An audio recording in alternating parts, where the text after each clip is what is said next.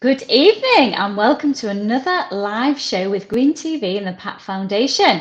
We've had lots of people on the show, but tonight we've got a very special guest, Paul Bryce. He's the Vice President of Ansell Safety. Actually, I've probably not said that right. Safety. I've not got any prompts tonight. So yeah, I'll let him do the introductions and tell you a little bit more about himself, but very excited. So stay tuned in. You're going to have a half an hour, maybe a little bit more, because you know I like to talk. So we're going to have a good old chat with Paul and find out about the man behind the company. So hi, Paul. Nice to meet you. Nice to see Hi, you Gail. on a Wednesday night. We normally do Thursdays, but for unforeseen circumstances, we're doing Wednesday, so it feels a little bit weird. Wednesday, middle of the week, and it's half term, so we're doing all right. So, how are you doing? How are you doing, Paul? Doing very well, thank you. Yes, Gail, thanks for having me on the show. No, Pleasure you're to very be here. welcome. You're very welcome. It is freaking me out a little bit. The guy stood in the corner. Well, obviously it's not a guy. We've just had a little bit of a chat off air, and apparently he's called Bob, is he? So This is Bob. Yeah. this is Bob. So for the viewers at home, it is not real, although he freakishly looks very real. But so Paul, tell us about Ansell and who you are and what you do. Yeah, sure. So yeah, probably help explain who Bob is as well. So so thanks again, Gail. So so Ansell, quite simply, we're a safety company, or to be more specific, a PPE company. Now, PPE.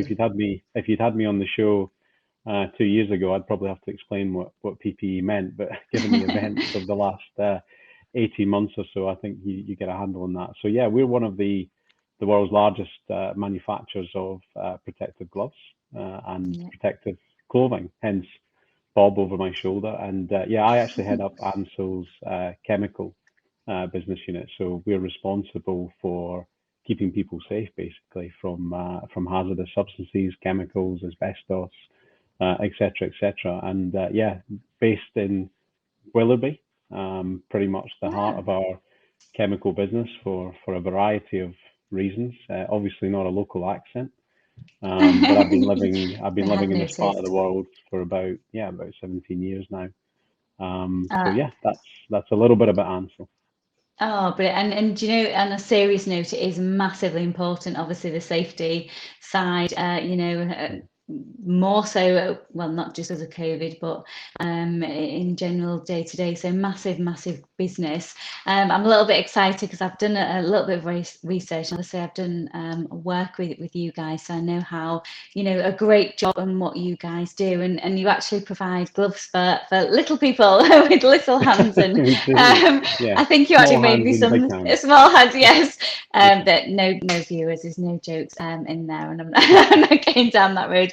But yes, you're a Scotsman. Obviously, you've been over here for a while, and you're in my hometown too of Beverley. It's been Correct. we're quite sort of fortunate, especially in lockdown, with we have had lovely greenery, and it's a lovely part to live, and so I understand that. So obviously, that links nicely into the work we've been doing with the Green Task Force. So you met Andy Steele, who obviously heads up the Green Yep. Task Force a while back, and formed a good alliance and partnership. And obviously that goes hand in hand. The guys tree planting massively, needs that protective gear. But it wasn't just a business alliance. You actually really bought into, being outside in nature. I've just said, we both live in Beverley, and it's a great. I think without nature, it would have been a very hard lockdown.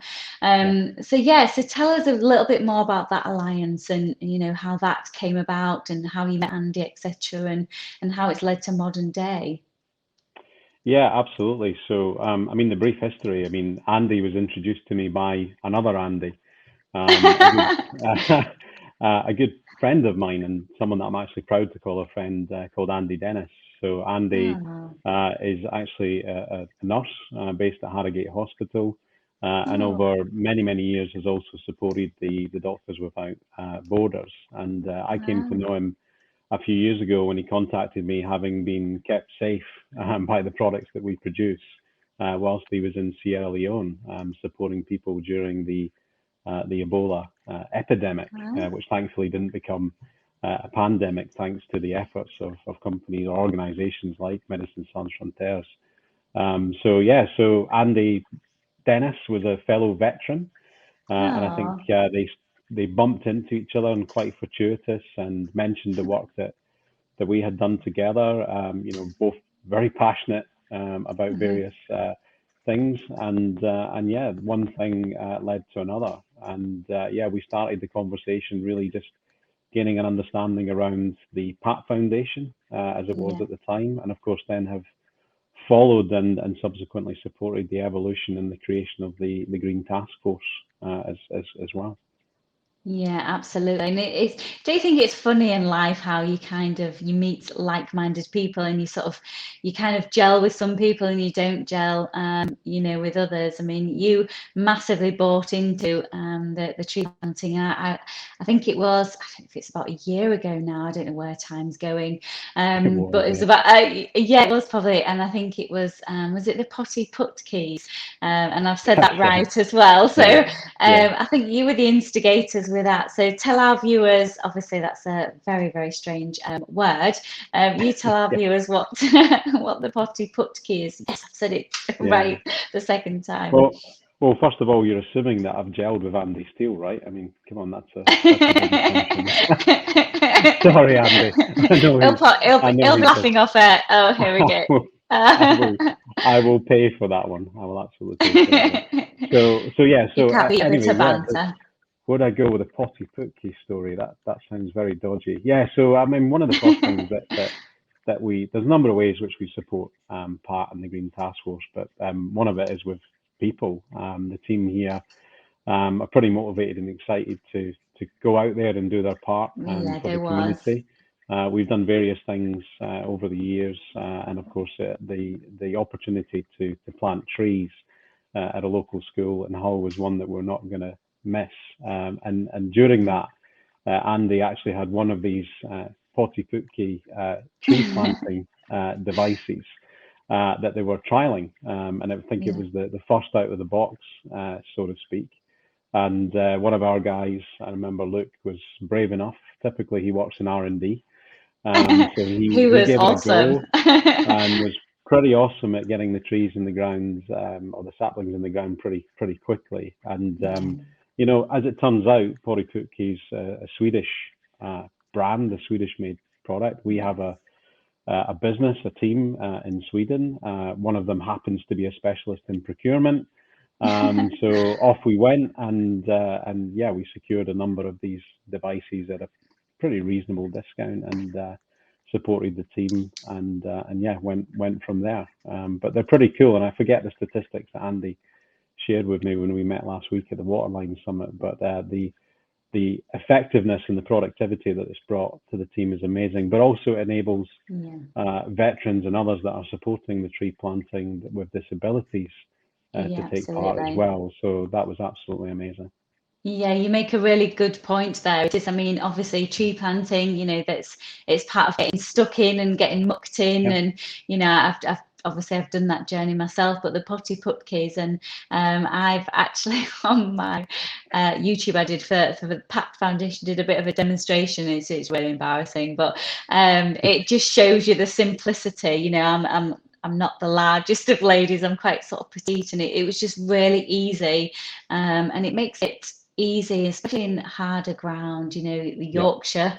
I think Yorkshire soils, like the Yorkshire people, it's quite tough and hardy and sort of rough and ready. So, it does sort of literally just stick in the ground. You can drop the tree, and it just means you can plant a lot more trees successfully. So it was a bit of a game changer. And I know your guy, I forget his name now, I think he just smashed the target for planting trees, and he really, really enjoyed it. So it was quite funny. Luke was massively motivated. Luke, that was his name. One, he had a new gadget, and boys and no toys. And the school where we're actually planting trees, Luke's kids, his daughters actually go to that school, so it was doubly motivating for him to Oh, to wow. make a difference there. So yeah. Yeah, we do find that when planting the trees, especially when there's that personal touch to it, and people can put that attachment, it's like, oh, I planted those trees there. It does have weight with it. And to be fair, we took the Potty Putkeys when the Green Task Force recently were lucky enough to go and meet Her Royal Highness Prince Anne. So it was all very exciting, and we had some of those on display. And I think she did ask us briefly, sort of she's quite a strong, stern lady, absolutely lovely, but I think she was sort of impressed there. So yeah, it's a game changer. It just shows how technology's Well, the next going forward. The next ambition is to get out there with the Potty harness on and planting some trees, right? Yeah, absolutely. And and anybody can use that. But yeah, it was a really good point you said, with obviously the guys that are suffering a little bit more, that can't bend and not as agile, that it is a game changer. So tell me, that's the Green Task Force link, and it's a great alliance. Ansell are massively supportive, and the guys love having you guys coming down as well. And we've got tree planting season starting next week, so I don't know if Andy's called you and booked you in, but I'm sure if he's obviously he'll be watching this, and No, I know that. he'll Yeah, be roping you I in mean, at some point. yeah.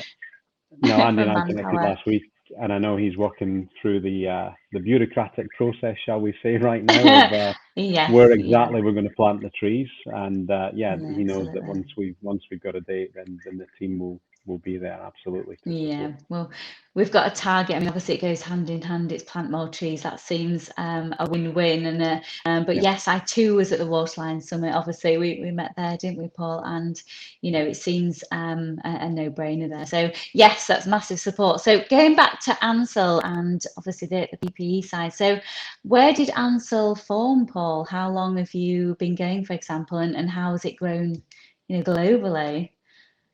Yeah. There you So go. look, There's a yeah, it's a long history, but Ansell as a company is actually over 125 years old. Oh wow, you And don't look old enough, Paul. no, I know, not quite. It feels like it some days. But no, we were founded by actually a gentleman called Eric Ansell, so an Really? Australian company. So if you're looking us up on the internet, we're actually Oh wow. a listed company on the Australian Stock Exchange to this day. Where Ansell is actually the last of what was a conglomerate of companies, and I think many of your viewers will recognise the name Dunlop. We Dunlop? were at Yeah. one point part of the Dunlop rubber company, but Eric Ansell, actually the starting point was not rubber gloves. The starting point was another product, and that we were famous for condoms. So they were one of Oh the first really? companies that So protection manufactured all round then. protection all round. Wow. Yeah, and we were effectively an industrial safety and a healthcare protection business, shall we say, up until around 4.5 years ago. We actually divested Oh. the condom or the sexual wellness business, as we called it. Ah, I Somewhat did not know that. interesting business, as you can imagine. I mean, that was not my I'm background. not sure. I'm not sure the Green Task Force knew that. The conversations and the marketing meetings were Yeah, I always can imagine. quite interesting. So yeah, we miss some elements of that business for sure. And some of the guys, I'm sure, would absolutely deny that they took any freebies home with them from exhibitions. Yes, But exactly. no, so yeah, very old company. The Wow. reason that we're based in Willoughby goes back about 40 something years. I Wow. actually, again, not that old, but there was the company called Microgard, or Orvec, Okay. as the company was originally called. It was Okay. founded by my old boss, a gentleman called Graham Stonehouse, back in the 70s. They were Wow. manufacturing Oh, disposable, way before my time. So. yeah, disposable protective clothing, and yeah, I mean, through a culmination of efforts over decades, actually, Ansell, who was primarily Wow. a glove and a condom company, as you've just heard, decided that it wanted to be relevant in chemical protective clothing, and chose to acquire Microgard. So we become part of Ansell, a Hull business, a local business that became part of this Oh, global giant about 6.5 years ago. wow. Gosh, they started here, obviously, in the heart of the East Riding. So, that's really Absolutely. good. It's nice to hear those obviously success stories in that sense. So that's really good. So Yeah, as well, I think a no, I was just going to say, I think that probably the East Riding is somewhat of a PPE center of the yeah, UK. Of course, most famous of all being Arco, where I actually started my yeah. career. I was there for 10 years, and they're responsible for me being in this part of the world as well. I originally moved down to Oh as part of the wow. Arco organization. And there's a number of other companies, of course, that are active in the safety or personal protective equipment Yeah. market as well. So Oh gosh, that's really interesting because I actually, well, I was going to say back in the day, obviously last year, because I'm not that old. But yeah, I used to, in my recruiting days, I started off working and recruiting for Arco through Adecco, actually. So they yep, recruitment, so back in the day. So yeah, I'm very, very familiar with it. And I think they've actually changed their offices now and gone through, obviously, they've grown they have. Yeah, I was quite big. So fortunate to visit there a few weeks ago and have a bit of a look around. Obviously on the marina area, Blackfriar is Gate it? they call it. It's Ah, absolutely is it good? phenomenal new facility. I mean, obviously the distribution centre can't be Yeah. missed on the A63, No, but it's a bit of a landmark, isn't it, for Hull? It's yeah, a and look, landmark. fair play to the team there. The new building right next door, of course, to C4DI and other facilities has made Yeah. an absolute. It's another impressive landmark on Yeah. the city. I'm going to sort of champion that with Hull. We do get a bit of a bad rap sometimes as Hull, as they sort of say. But there's quite a lot of productivity going, and it's not as it's the end of the M62 corridor, and I think people just go to they come to Hull if they have to, not really as it's not as vibrant as your Leeds and New York and your Manchesters, but no, it shouldn't be underplayed by no way, shape or form. So. Absolutely. Um, yeah, thanks for that, Paul. So the purpose of Bob, obviously behind you, because it's actually really starting to freak me out now. I don't know. I don't know if it's coming up for Halloween at the weekend. I just all of a sudden see him just walking towards you, and it's but that's probably Yeah, because it's coming to Halloween. he's dressed up in his Breaking Bad's costume, getting ready for Yeah, Halloween full Breaking on next Bad. week. So. That's really, really funny. So what would you say is Ansell's sort of motto? I mean, obviously with us guys, the Pat Foundation, Green Task Force, it's plant more trees. What would be your sort of strapline for Ansell that you'd like to tell our viewers out there? What's best way to describe yourselves? Yeah, look, I mean, I think Ansell's legacy, Ansell history is around protecting people. Yeah, The connection with the efforts of the Green Task Force and Plant a Tree Foundation is key for us because in protecting people, we're also obligated to protect the planet yeah, as well. So totally. we've, like many companies, of course, increased our efforts and our an engagement to ultimately ensure that the products that we produce and ship around the world have an ever reducing and indeed minimum impact as physically possible on our environment. And Oh, alongside that, we're very keen to be active in the communities in which we operate. So again, that was another reason to get involved with what you guys do. But ultimately, yeah, the motto is all about protection, protecting protect. people, protecting the planet. Yeah, And ultimately, we're a global citizen. We employ over 13,000 yeah. people around the world, and it's very important to us that we keep people safe. Yeah, absolutely. And what a great motto and great sort of purpose. We all go to work to pay those bills, but to have a purpose and a meaning and work for something that, has that bigger picture in mind is what I suppose motivates myself and then I guess you too, Paul. So yeah, No, that's absolutely. massively, massively important. So thank you for sharing your journey, you sort of with us. I think our viewers at home will probably have a good a good clearer picture of what Ansell are and I've learnt a few things. I didn't obviously know that it started out and obviously I'm not going to say it, so I'm felt embarrassed.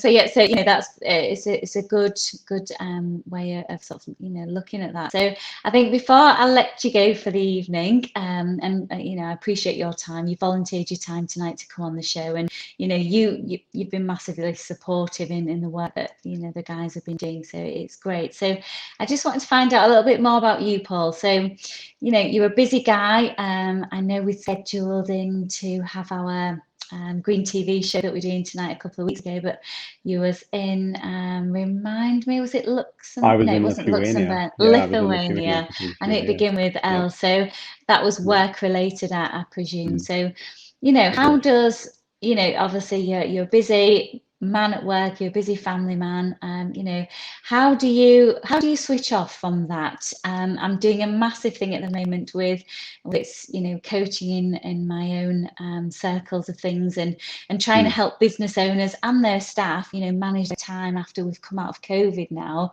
because we've gone back into the offices and trying to get that work-life balance again. So how do you make time to switch off, and is there any hints or tips you can pass on to our viewers tonight? Yeah, look, I mean, given the industry that we're in and what the events that we've been faced with over the last 18 months, striving for balance was difficult at times. Absolutely. The good, or what I benefit from actually is my team at home. My wife, my two kids, massively supportive of what we do, but also massively reminding me, hey, you have a family. What about us? Yeah. Exactly. And Yeah. look, we're very fortunate. I mean, Beverly's a wonderful place to live. It's very Yes, much it is. home for me now. We spend a lot of time with our two dogs on the Westwood, our two miniature schnauzers. I'll apologize to I've other seen dog them. owners. They're noisy They're cute. when they want to be, and yeah, that's. I mean, I decompress. I mean, my son is 16, my daughter's 12. They've got a lot of stuff going on. So, like any parent, there's always activities. Yes, tell me about it. Yeah, but we're also a family that loves music. So quite often you'll find us on a night with music being played way too loudly, and all sorts of different eclectic mix. Can't wait to get back to concerts again as well. We just started to get the kids into that rhythm with us, and so we've got a couple of things lined up there as well. So a lot about music. Love my sport. I don't play football these days, but certainly enjoy watching it, and try and sneak in the odd round of golf as well. But no, a big part of my decompression is just spending time with the family, and turning the phone off, or at least putting it to one side, and maybe having the odd sneaky look at an email when my wife's not watching, or I think she's not watching. I hope she's not watching tonight. As your grumbles. Yeah, No. I think she rumbles me more than I think she lets on. But hey. As women tend to be quite smart. You think you've got past us, but no, it's not the case at all. No, we've got this is it Batthink? There you go, I'll give my age away, but I think Batthink from back in the day with that I remember, do you remember? Yes, we've got a homing device, I think, but no, I mean, joking aside, that's a massively important thing. Work's important, and it's important to but especially do something that you love and you're passionate about, and you give it all your attention. But it's that whole, I think we forget as humans that we can't actually if we've got an empty cup, for example, we can't actually give our full potential to work. So, if recharging your batteries is spending time with your family, which is most of ours, let's face it, then it's important. So if you cross that over, and you do mix work in when it is your family time, then you're not filling that cup. You wouldn't bring your family to work with you. So you've got to sort of have that analogy of obviously the other way around. So all you women now will be championing me, won't they? They'll be going, yes, Gail, I've been telling him. So there you go. I've probably got all you women into trouble. It's not just men. I'm looking over my shoulder at a couple of shall we say my female colleagues out there still working away that I'll need to hunt pretty soon. But part of that, look, this is an industry that hooks you in. I've been in it for 25 years now, and we're very passionate about what we do. But taking the downtime, taking the opportunity to do what, something else that you love and be with people that you love as well, is massively important to me. So yeah, Exactly. that's Sounds like weekends that's good. are our time, so to speak, Exactly. especially. It's good advice. Yeah, I Yeah, mean, the definitely. midweek can be a bit crazy, and the hours are unpredictable. But yeah, when it comes to the weekend, yeah, that's our time. Yeah, that's good advice. There's probably a lot of people now, we've sort of gone off subject a little bit, but there's probably a lot of people watching this saying we've either caused arguments or they're probably agreeing with us right now. But no, it is that work-life balance, and COVID, I think it gave us a massive reset button with that, because, being at home and then being at home a little bit more and realizing that actually this is why we're doing it. So you lose sight, and that's a human nature. So that's a totally different subject. Yeah, So just before we go then, Paul, because I know obviously your staff and everything, I'll be waiting to go. And what's your favourite film? Music? You just said you like music, and I'm totally with you on that. And book, and why? So there's Oh, a couple ones for you. where to start? I love films. Um, Yeah. ah, this one's going to be really cheesy, Oh, isn't it? you can say a Favorite film. couple. Cheesy. You know what? My brother might watch this one day, and so I've got to say Top Gun, right? Who didn't Top want to be Gun. Maverick? Yeah, I didn't quite make it. I That's a didn't quite cool. make it to the Royal Air Force when I was a kid, but always dreamed of being Maverick more than Goose, shall we say? And yeah, I was That's in the Air Force when cool. I was a kid, but so That's Top Gun, I'll cool. go with that on Yeah, the that's a movie. classic. My kids have watched Yeah, that, and yeah, that's a yeah, classic film. So yeah, that's a good one. You'll yeah. get you'll get mixed response from that. So you'll either get the Mickey, or you'll get, yeah, that's a cool one. And so It could how have been about worse, you? right? It could have been a lot worse. Yeah, it could. And do you know what? I always ask people this because I find it fascinating. We all, you can get, like yourself, vice presidents, you can have CEOs of companies, and you see this very business like, person that, is used to making difficult decisions, and then they go home, and it's like, the first thing they do, and they watch, I don't know, some random, like, I had one guy watch Dumb and Dumber was his favorite film, and you think, well, like, wow, that's like, because it's comedy and it's escapism. So Yeah, it just sort of fascinates me in that. But yeah, music. I mean, I too like music, and like all, both my children are educated in all types of music and old school.